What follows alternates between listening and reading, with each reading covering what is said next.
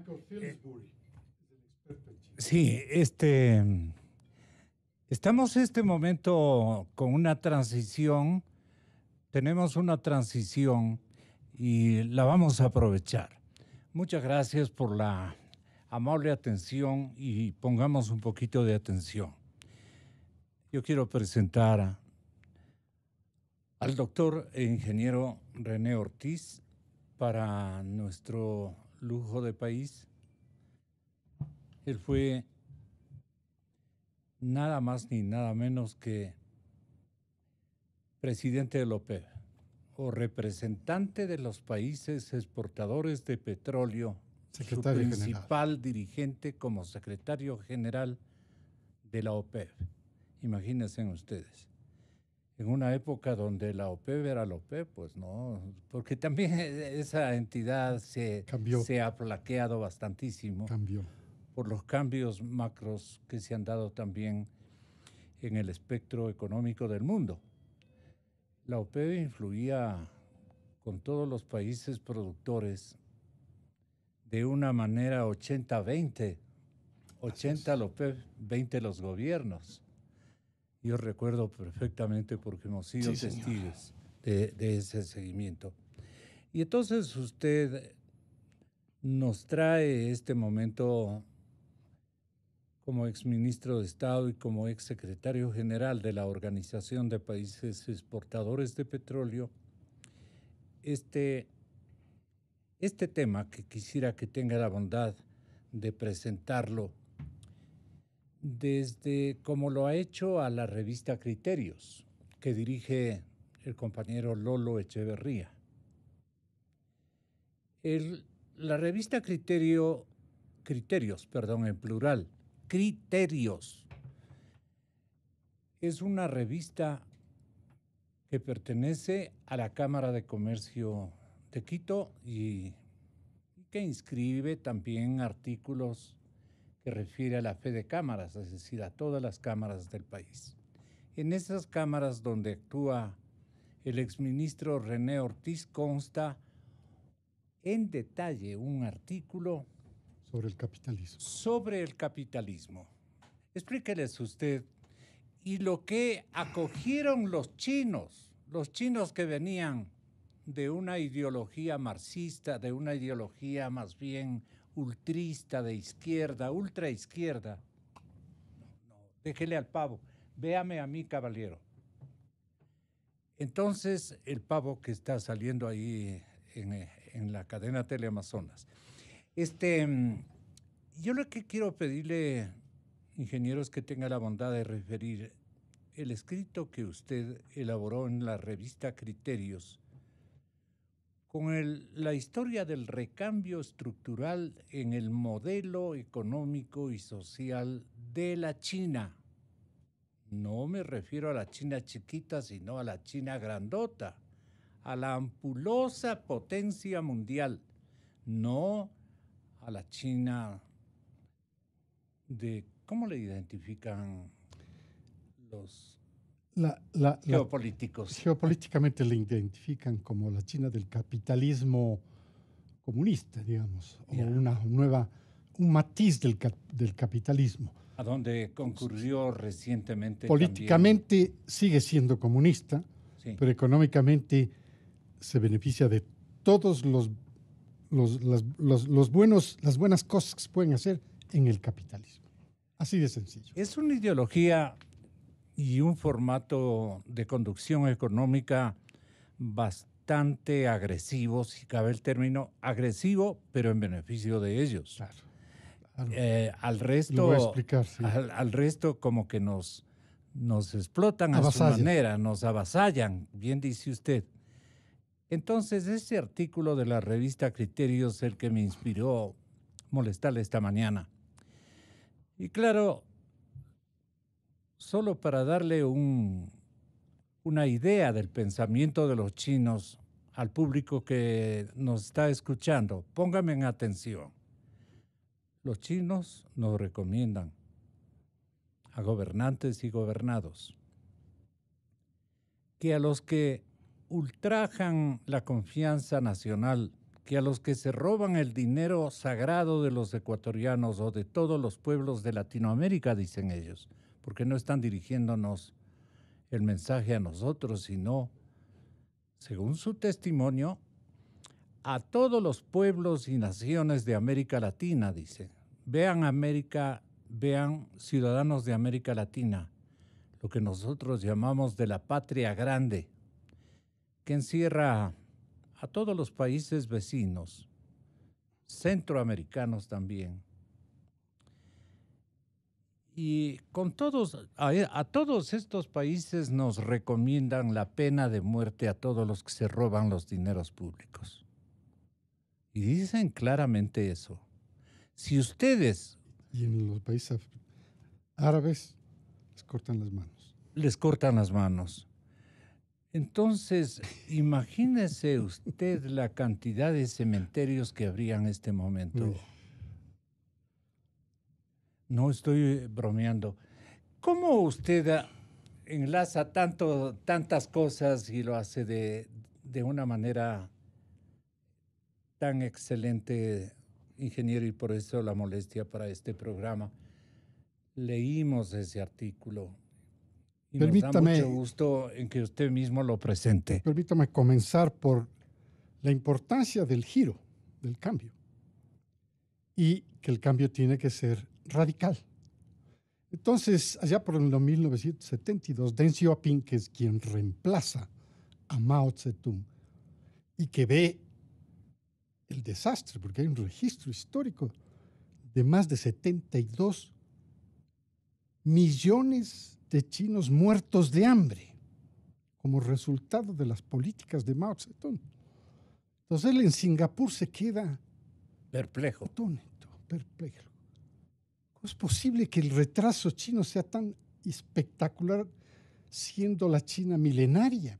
Pues, entonces regresa a China después de haber visto esto y emprende en el giro, en el cambio chino, al punto que calificó el hecho de que no importa que el gato sea negro o blanco, lo que importa es que case ratones.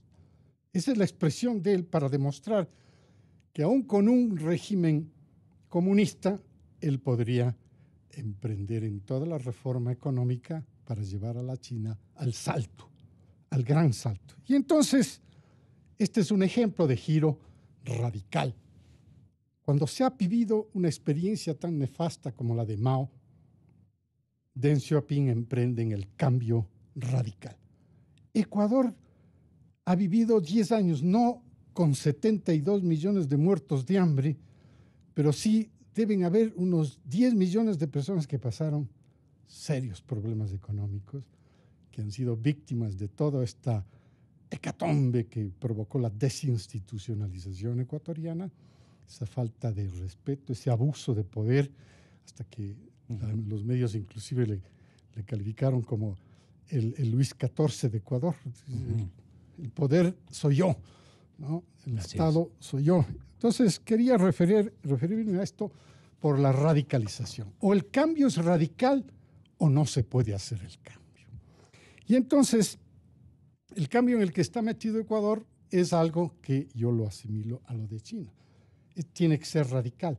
Pero también hay un escrito, un exhorto de las autoridades o de los pensadores chinos que aconsejan a los países latinoamericanos para que se configure una ley en las que se condene a pena de muerte a los ladrones de fondos públicos. Claro, todo eso son los cambios radicales. Ahí está la radicalización. Es decir, por varios esquemas de vida se puede ver la radicalización. Y entonces usted podría aceptar, como cualquier otro ciudadano, que vivimos un régimen de desinstitucionalidad terrible, de abuso, y que necesitamos un cambio radical. No podemos seguir como país bajo el mismo sistema institucional. Y por eso hay que entender y aceptar que el presidente actual, Lenín Moreno, ha iniciado su gobierno, su régimen, por la por el respeto a la independencia de los poderes.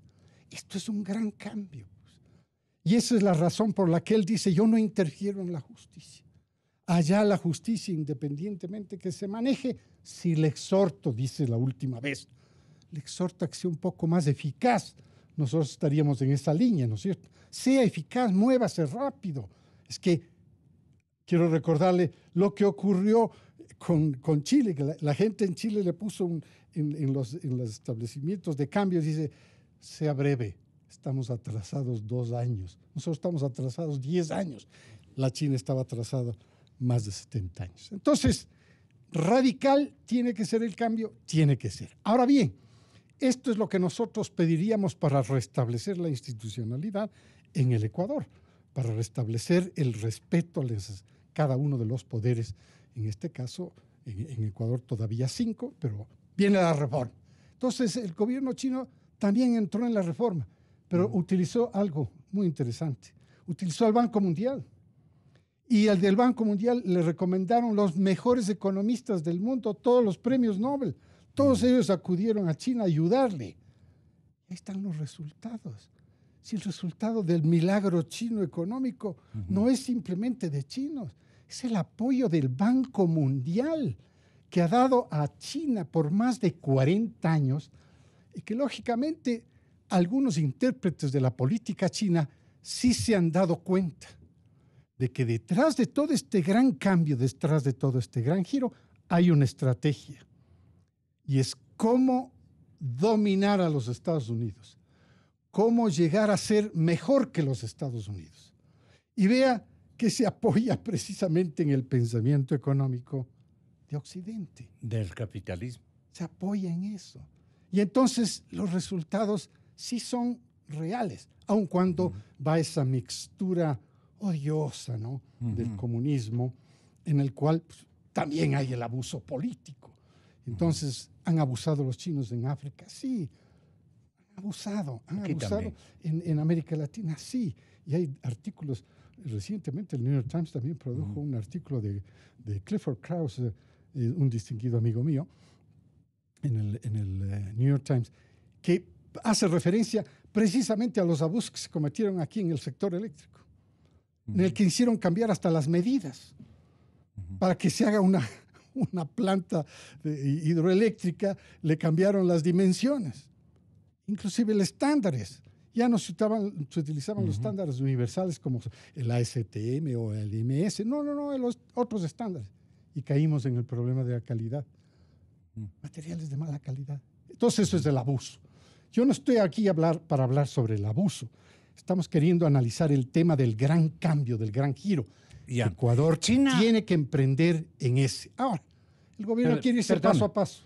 Porque tengo listo yo Claro. una grabación magnetofónica y también tenemos en video, que lo vamos a acoplar. A ver, atención entonces, el área de la televisión, de la producción de televisión de la cadena Democracia TV. China, sin prejuicios, en una carrera maratónica de ascenso económico por más de 40 años, desafía el liderazgo mundial de los Estados Unidos. Con la ayuda de economistas e ingenieros expertos del Banco Mundial. Póngale.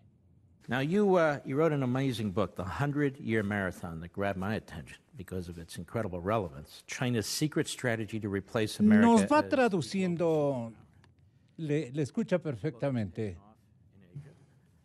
Sí, The Chinese have the book, although they keep it Mark glass. Levin, que es el programa de You're a Fox, senior fellow. le invita a este escritor del libro famoso, que es Michael Pillsbury, que dice que esta maratón en la que se emprendió China no tenía prejuicios. Vamos a apoyarnos en estos pensadores economistas de Occidente. Claro que nosotros tenemos otra forma de ver el mundo que en Asia, y es cierto, pero no, vamos a apoyarnos en ellos y se van. Y entonces adoptan una técnica, una estrategia que es cómo reemplazaría China a Estados Unidos. Y todos estos economistas le dan las ideas para reemplazarle a Estados Unidos con China. Todos los economistas premios Nobel de Occidente. ¿Cómo se llaman los que están en el ahí video están Mark Levin y de Michael Democracia Phillips. TV? Están ahí Mark Levin, que es el dueño del programa, así como usted, y está con el escritor Michael Phillips, un experto en China. Así es. Y entonces él dice, muy bien, hay que trazar una estrategia.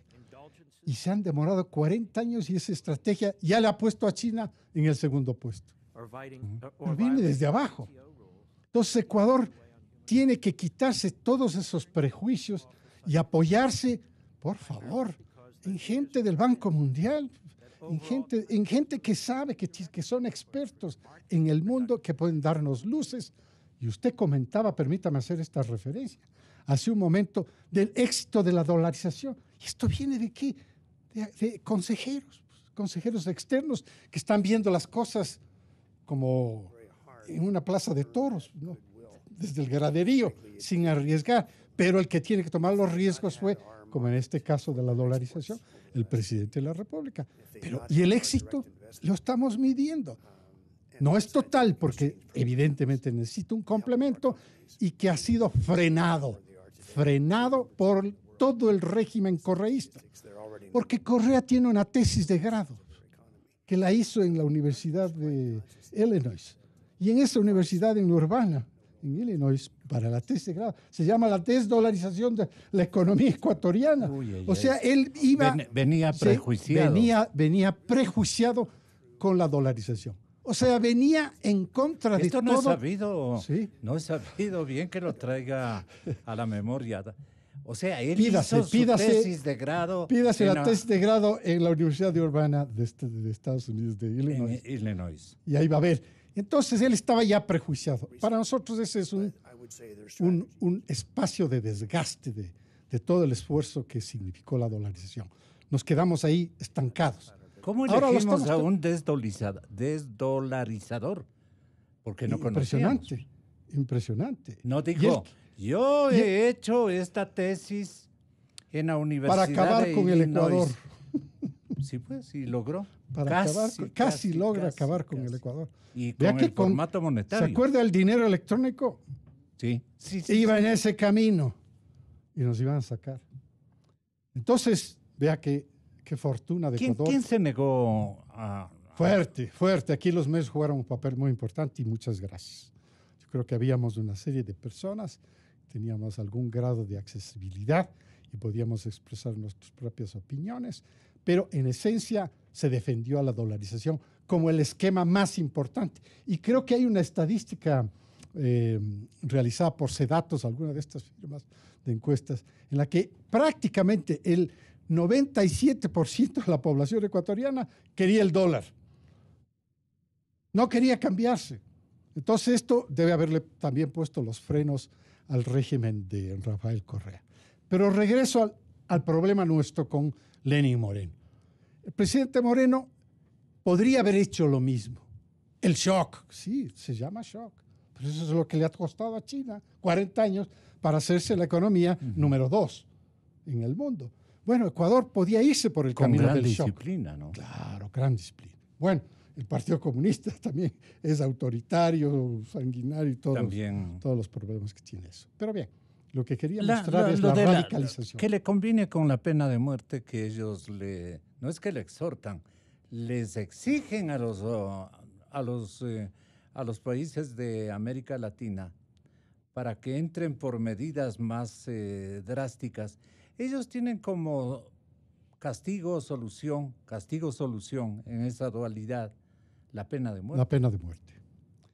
¿A quiénes y yo creo que hay dentro de este periodo del régimen de Correa, existe también en China una sanción a un empresario. Estatal. ¿A un empresario colombiano? Estatal. Estatal. O sea, acaban de también a otro. De matarle a otro, un colombiano. De fusilarle a un colombiano. Correcto. Porque metió droga al Estado chino, al escenario chino. Sí. O sea, son muy radicales en esas cosas. Esto es reciente. Es reciente. Entonces, hace 2 meses le fusilaron. Entonces, usted ve que, en cierto modo, para poder salir del régimen correísta, del abuso, del irrespeto, de la pérdida de institucionalidad, el gobierno podía optar por esos dos caminos, o el gradualismo o el shock. Ha optado por el gradualismo y tenemos que aceptar, porque él es el presidente. Él fue elegido por los ecuatorianos. Entonces hay que aceptarle. Ahora, el gradualismo también tiene sus límites. Pues. El gradualismo no puede ser que yo doy un paso adelante y dos atrás. Entonces, en el tema de combustibles, definitivamente... Ahí le alude a Moreno. Claro. Un paso adelante, claro, dos atrás. Dos atrás. Entonces, nos salimos. ¿Es que el Richard es de los pasos de atrás o no?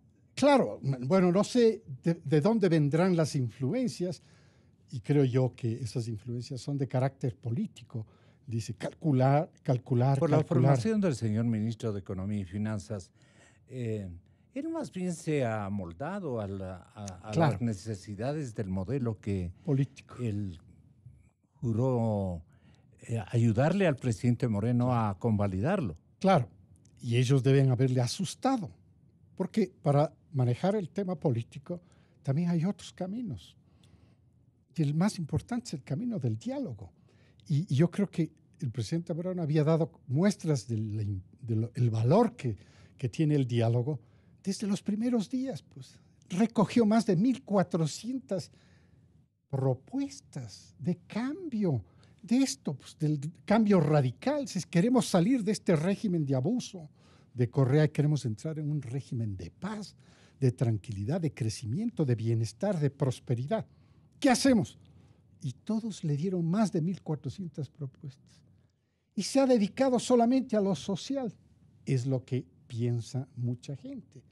Y se ha dedicado a lo social sin caja fiscal, porque la caja fiscal está seca. Y por eso es que usted encuentra en recomendaciones mías en su programa, en algunas ocasiones que usted me invita para hablar sobre esta materia, digo, ha llegado el momento de eliminar el Estado empresario. Eliminar, yo soy en ese aspecto radical. Y de eliminar la retórica también. Claro. Entonces, si no, ir al grano. ¿Cuánto le cuesta al Estado ecuatoriano, a usted y yo, el manejo de Petroecuador para importar combustibles, mezclar combustibles y vender combustibles? Cuesta $4.200 millones. Si esto estuviera operativamente, y quiero que en su programa quede subrayado, operativamente en manos de la empresa privada, usted tiene $4.200 millones menos en el déficit. Vamos, esto es manejo, sí es shock. ¿Y cómo lo produce la empresa privada? La empresa privada le alivia a la caja le entrega. fiscal. Usted me trae los combustibles, libre importación. Y muchos aludirán, pues que no tienen infraestructura. ¿Y para qué tienen que tenerla? Si la tiene Petroecuador, que arriende. Y Petroecuador, en lugar de gastar, se convierte en cobrador de toda la infraestructura que utilice la empresa privada. Porque esto no se privatiza. O sea, lo que dice el ministro Pérez, que le escuché anoche también en el programa de la hora 25 conmigo, y él decía, no, si esto no es privatización, simplemente se le entrega a la administración. Es una concesión y temporalizada, inclusive.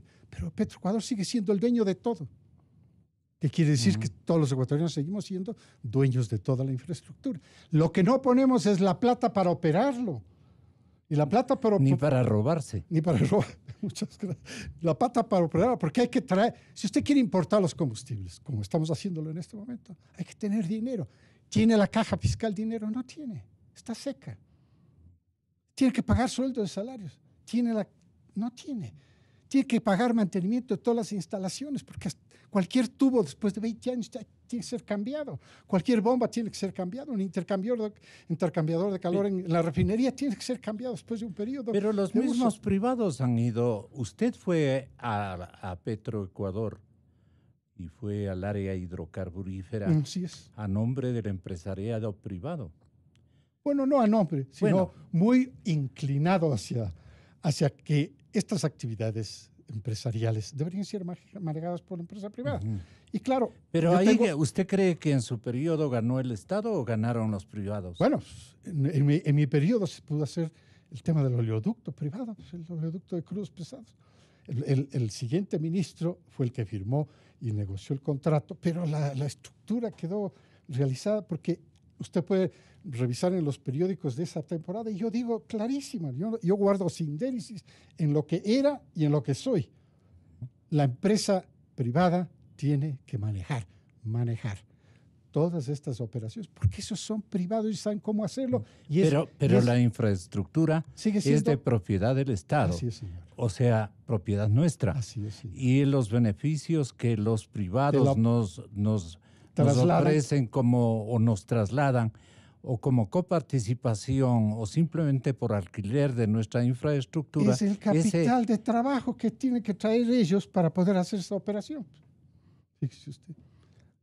Y entonces es como arrendar una casa o arrendar una planta industrial. Hoy en día se hace maquilación, a propósito, porque el día de ayer en el programa de Hora 25 justamente se trajo a colación el hecho de que en Estados Unidos usted tiene una capacidad ociosa de refinación. Está lista y probablemente con costos muy marginales para ser utilizada.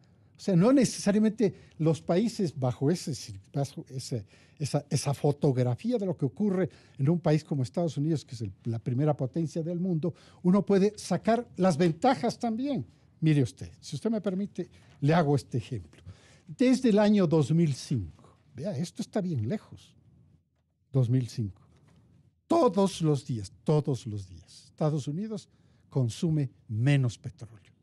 Parece una contradicción, ¿no? Todos los días, desde el año 2005, usted ve la curva así, Gonzalito. Cae el consumo. Pero cuando empezó el 2005, como la referencia que le estoy haciendo, tenía ya una capacidad de refinación. Y si todos los días consume menos petróleo, se le va quedando esa capacidad de refinación creciente. Ese está disponible en el mercado mundial de combustibles. O sea, ya no hay necesidad siquiera de construir nuevas refinerías. Bueno, eso es un ejemplo de cómo la operatividad puede ser llevada adelante por empresas privadas sin que el Estado ecuatoriano pierda absoluto control de todos los activos. Y esto se aplica para todo, a propósito. Tiene todo el control de los activos y además le puede poner tiempos. Entonces le dice, muy bien, la concesión es por 20 años, pero después me la devuelve.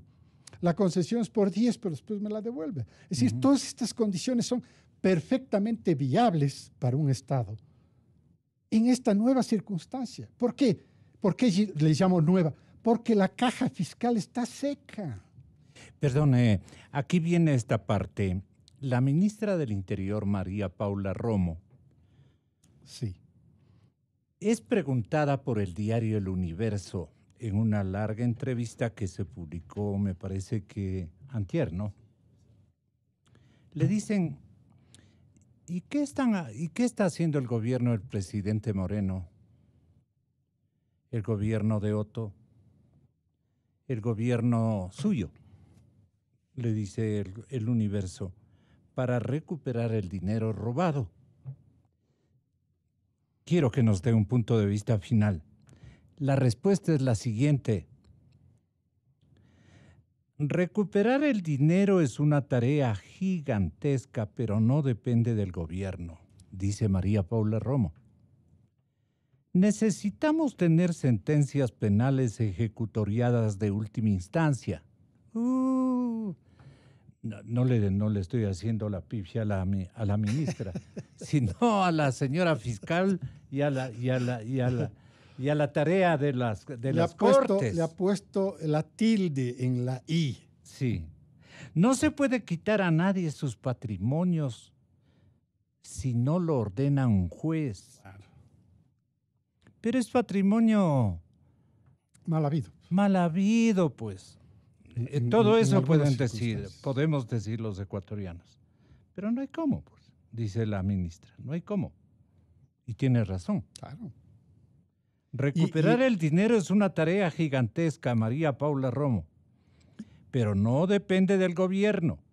O sea, si este consejo le da a su conocido. Y es concordante. El señor director encargado del IES no va a poder recuperar el dinero robado de esa institución, porque viene a ser una tarea gigantesca. Necesitamos tener sentencias penales, investigaciones, sentencias ejecutoriadas de última instancia. Entonces el mapa dejó establecido Correa a las mil maravillas para que nadie pueda ser detenido.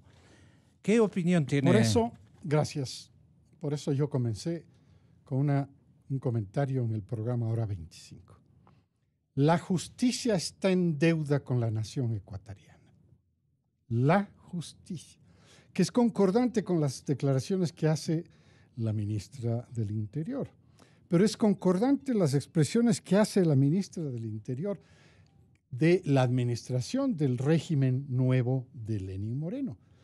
Tengo que respetar a la justicia. Es un poder independiente del poder ejecutivo y del poder legislativo.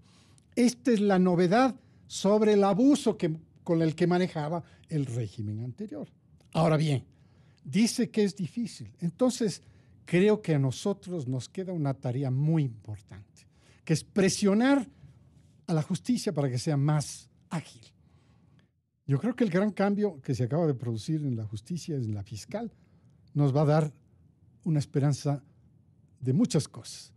Esperanza de profesionalismo, porque ya demostró profesionalismo. Nos va a dar una esperanza de celeridad, porque la exhortación vino del jefe de Estado hace un par de semanas o la semana pasada de pedirle rapidez. Nosotros también, los ciudadanos, estamos pidiéndole, le estamos diciendo, la justicia está en deuda con la nación. Y usted acaba de acotar, ¿y cómo recuperamos los millones de dólares que no pueden venir porque no hay sentencias? Eso dice no claro, yo, sino la ministra. Claro, María pero Paula lo leyó dice usted. Y yo sí. digo, es perfecto, ese es exactamente lo que está pidiendo la ciudadanía. O sea, nosotros no tenemos la culpa porque... No, dice ella. Ah, claro, el gobierno. El gobierno. Porque, mire usted. Claro que sí tienen la culpa. No, pues, bueno, el gobierno también podría... Pero tiene que empujar, tiene que presionar, yo también tiene estoy de acuerdo que con usted. Podía haber comenzado la administración Moreno con esa exhortación hace 22 meses. Exhorte hace 22 meses y estábamos en mejores condiciones que hoy día. Primero, la verdad. Exa FM te desea ¡Feliz Año Nuevo!